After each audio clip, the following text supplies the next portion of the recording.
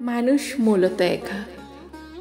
আপনি যত চেষ্টাই করেন না কেন একাকিত্ব গোছাতে পারবেন না। জন্ম থেকে মৃত্যু আপনি একা।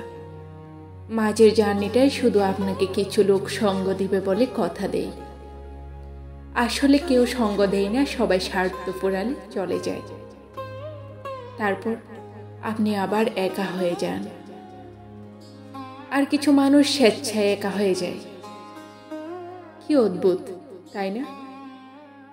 সব কিছু থেকে নিজেকে সরিয়ে একটা নিঃসঙ্গ জীবন বেছে নেয়, যেন একা থাকার মতো আনন্দ এই পৃথিবীতে আর কিছুই নেই। আর কিছু মানুষ অযত্নে অবহেলায় একা হয়ে যায়। তারপর নিঃসঙ্গতায় চঞ্চল স্বভাব থেকে কেমন শান্তশিষ্ট এবং স্তব্ধ হয়ে যায়। মানুষ মূলত একা। এটা বুঝতে আমাদের পুরো জীবন কেটে যায়।